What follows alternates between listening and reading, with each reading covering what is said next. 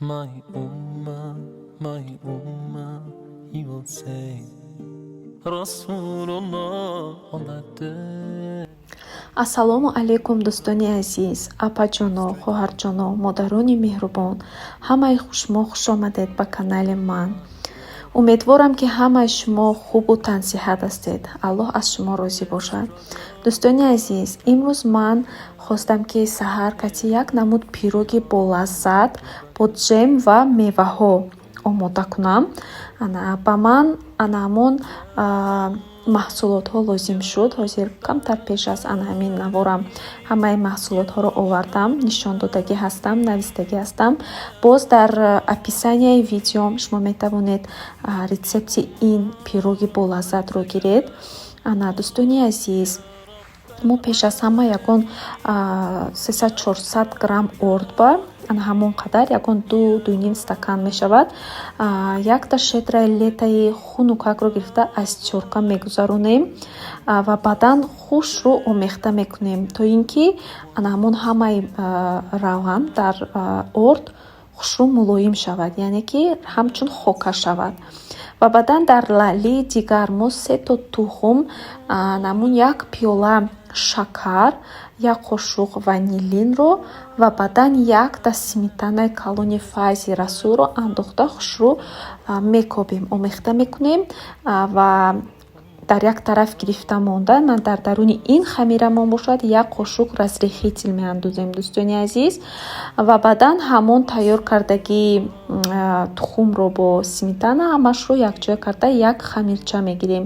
ҳозир боз дар давоми видеои ман ҳамааш тару тоза карда фаҳмонда нишон додагӣ ҳастам. дӯстон, мо хамирро бояд хело ҳам мулоим гирем, то ин ки хамири мо бояд мулоимак бошад. ин пироги резонак аст, дар дарунаш шедраи лето дорад. аз ҳамин сабаб бояд мо кам дар раванди гирифтани хамир кам бояд орд андозем, ки сахт шуда наравад. вақте ки тайёр мешавад, онро мо дар пакетикҳо гирифта то 1 соат дар холодильник мегузорем, то ин ки хушрӯҳак ях шуда истад. дар давоми ҳамин 1 соат дӯстон, мо ҳамон меваҳое ки дорем ҳамашро пӯст карда, реза карда мегузорем. ба шумо тамошои хуб дӯстон.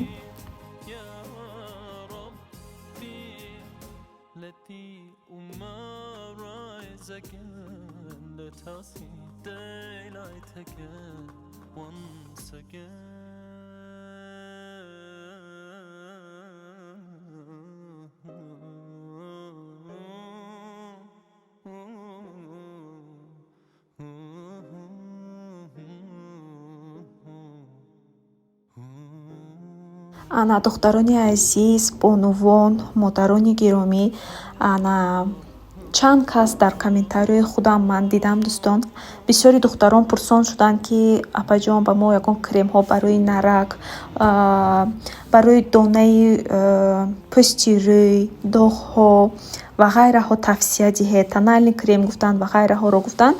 дӯстони азиз, ҳозир ман барои шумо як намуд кремҳои беҳтаринро тавсия медиҳам. инчунин худам харидорӣ карданӣ ҳастам аз онҳо.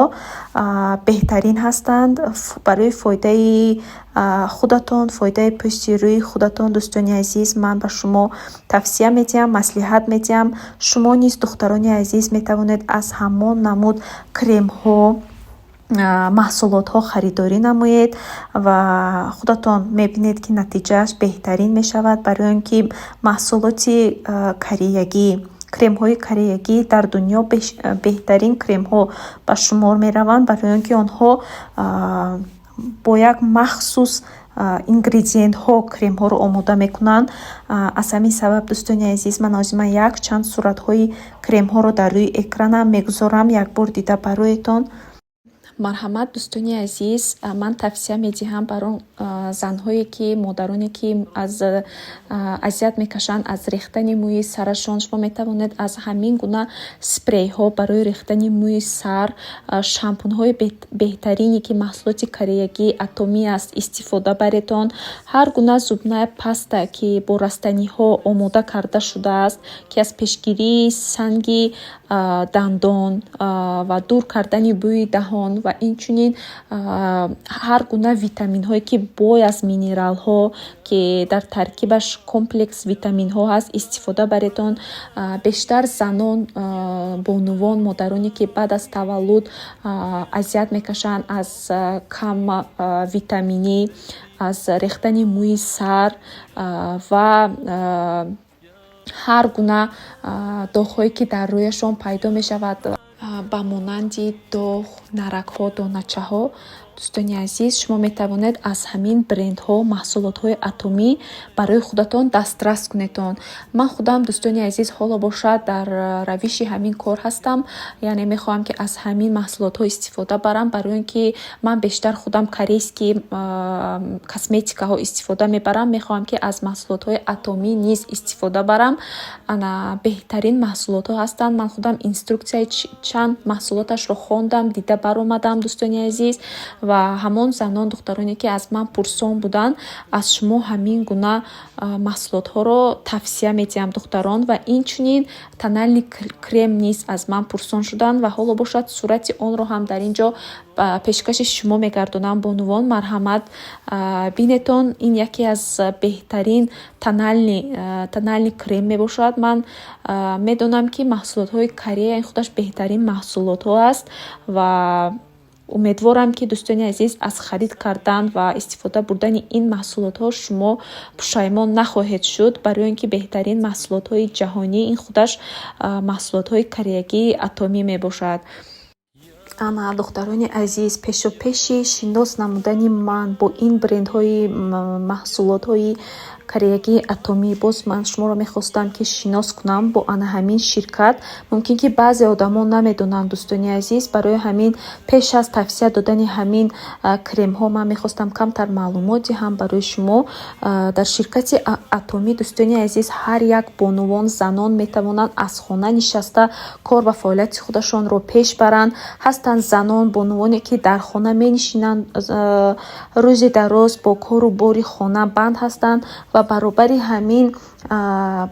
ҳамин нишастан дар хона онҳо метавонанд дӯстони азиз дар ширкати атомӣ регистратсия кунанд. дар 6 моҳ як бор онҳо метавонанд харидорӣ кунанд дӯстони азиз. боз метавонанд онҳо дигаронро ба кор даъват кунанд, яъне ки дар ин ширкат ҳама метавонад кор кунад, новобаста аз сину сол. метавонед дар хона нишаста, дар Тоҷикистон ҳастед, дар Россия ҳастед, фарқ надорад. дар ин ширкат дӯстони азиз бали шумо намесӯзад ва беҳтаринаш ҳамон аст ки шумо званияи шумо ягон вақт яъне намеафтад. кадом звание ки доред шумо метавонед дар ҳамон звания истед. ширкати атомӣ инчунин маҳсулотҳои доругӣ, витаминҳо, косметика, ҳамаи ҳамон чизҳое ки дар ҳаёти ҳаррӯзаи мо дӯстони азиз лозим меояд, шумо метавонед пайдо намоед. ва аз ҳамин сабаб ҳам дӯстони азиз шумо метавонед дар ҳамин ширкат регистратсия кунед. дар 6 моҳ як бор харид мекунед тамом, ва дар давоми ҳамин 6 моҳ дӯстон шумо чӣ хел метавонед ҳамон маҳсулотҳоро гирифта харида бизнеси худатонро боз пеш баред. аз ҳама беҳтарин ва фоидаашро мехоҳам ба шумо гӯям дӯстон. дар ширкати атомӣ маошҳои хубро ба даст меоред ва ногуфта намонад ки дар ин ширкат 10-11 ҳазор занҳои тоҷик, инчунин мардҳо низ кор ва фаъолият карда дар заминаҳои баланд, дар зинаҳои баланд яъне ки расида истодаанд дӯстон. дар ширкати атомӣ инчунин маҳсулотҳои тозаи кореягиро шумо ба даст оварда метавонед. бениҳоят косметика, крем ва витаминҳо бо дараҷаҳои олӣ дорад ва бисёр доруҳои онҳо барои бемориҳо, ҳар гуна бемориҳо шифобахшанда ҳастанд. ана дӯстони азиз, аз ҳамин сабаб марҳамат занҳо, духтарони хонашин, ман шуморо бо анамин апаи Гулнисо, як зани хушмуомила мехоҳам шинос кунам. Апаи Гулнисо шуморо бо анаҳамин ҳар як раванди ҳамин кор боз шуморо шиносоӣ мекунанд, мефаҳмонанд худашон. Рақамҳои телефонашонро дӯстон дар болои экран мегузорам. ҳатман дар тамос бароед. Ман худам низ корманди давлат ҳастам ва инчунин мехоҳам дар ширкати Атомӣ регистратсия шуда кор ва фаъолияти худро давом диҳам. Яъне як пуле ки экстра биёяд, иловагӣ биёяд, ин барои одам ягон ҷои бадиашро намерасонад. Аз ҳамин сабаб дӯстони азиз ба апаи Гулнисо ба тамос бароед.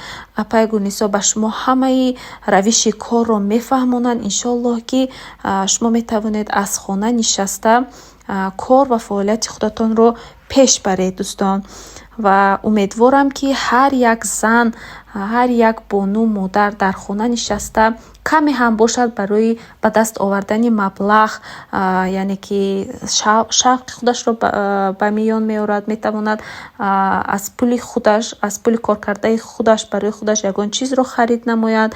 ва ҳамин беҳтаринаш ҳамон аст ки шумо аз хона намебароед дӯстони азиз. Танҳо дар хона нишаста кор ва фаъолияти худатонро пеш мебаред. марҳамат дӯстони азиз, рақамҳои апаи Гулнисоро гирифта бо он кас бар тамос бароед.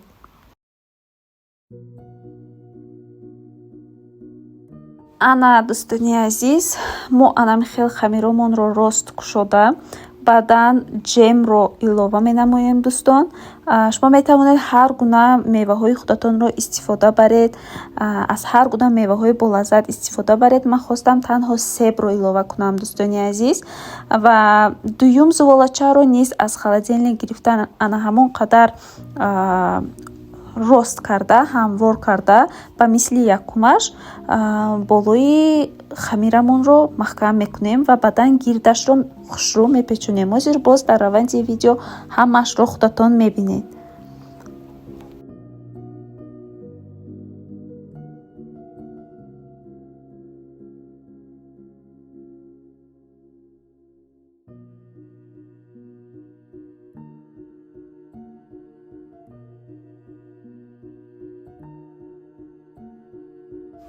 ана дӯстони азиз, дар ҳарорати 180-190 дар 20 дақиқа пухт болашро сахарная пудра мекунем ва баъдан хушрӯ бурида онро дар тарелкаҳо мегузорем дӯстон. беҳад як пироги болаззат барои завтрак, барои наҳорӣ, баҳри оилаи худ, занон бонувон омода кунедон, баҳри шаҳварҳои худатон, фарзандони худатон. беҳад болаззат аст, ширин аст. кӯдакон низ шириниро дӯст медоранд ва умедворам ки ба ҳамаи шумо писанд меояд.